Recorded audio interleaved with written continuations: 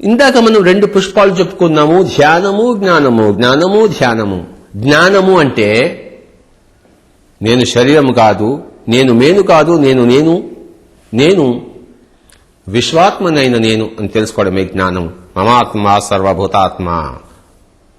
మరి ధ్యానం అంటే మనసున చంపడము. మనసున చంపడము. మనసే ఒక మాయా మృగము. సీత ఒక మాయా మృగం వెంట పడి ఆ సకల శోకములు అనుభవించింది. మీకు తెలుసు, నాకు తెలుసు, అందరికీ తెలుసు. అయితే ఏమిటి మాయామృగమో తెలియదు మనకి. ఆ బంగారు లేడి మాయామృగం కాదు, ఈ మనస్సు మాయామృగం.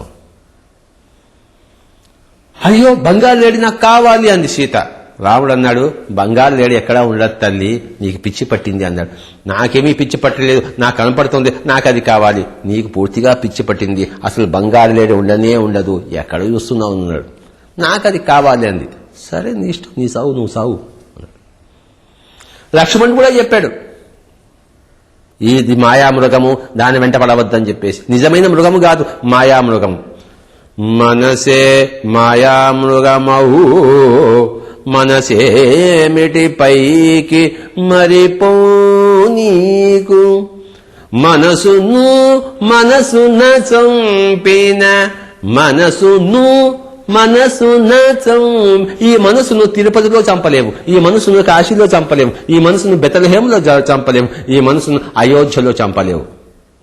మనసున చంపవలే శ్వాసానుసంధానం ద్వారా. మనసున శ్వాసానుసంధానం ద్వారా చంపడమే, హతమార్చడమే ధ్యానం యొక్క నిర్వచనం.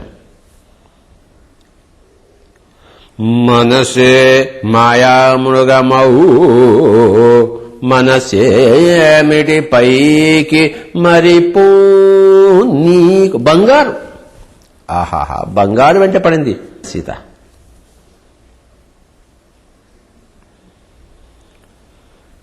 కామిని కాంచనాంకు వైపే వెళ్తుంది. వాల్మీకి చెప్పాడు,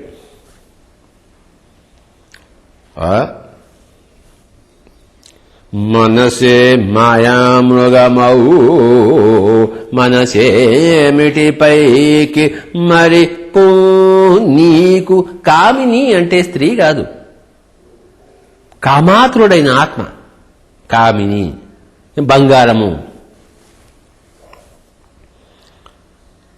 బంగారంతో ఏ వస్తువులు చేసుకోలేము, ఊరికే మెడకు తగిలించుకుని బరువు మోత.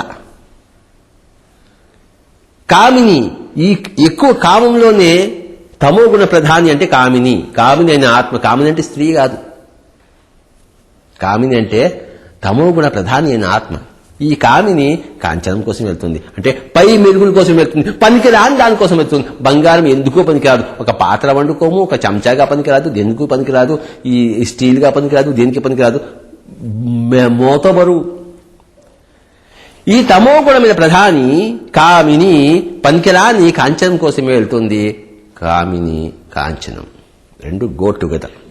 తమో గుణము బంగారం. తమో గుణము పనికిరాంది, బంగారం అంటే పనికిరాంది, పై మెరుగులు ఉన్నది, ఎందుకు పనికిరాంది.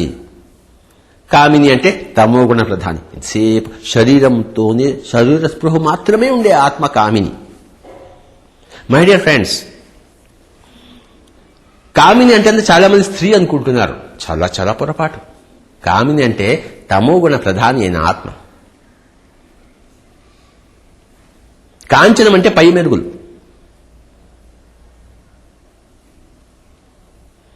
పై మెరుగుల కోసము ఈ తమో గుణ ప్రధాని అయిన ఆత్మ పరుగులు పెడుతూ ఉంటుంది, ఎండమావుల్లో నీటిని వెతుక్కున్నట్టు.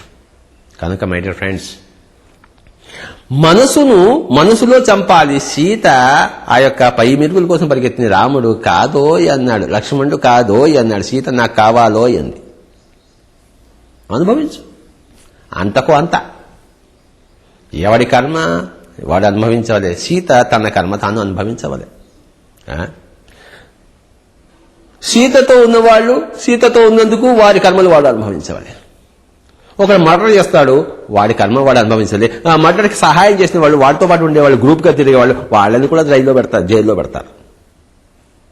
కనుక మనసే మాయామృగము, మనసు మాయామృగము.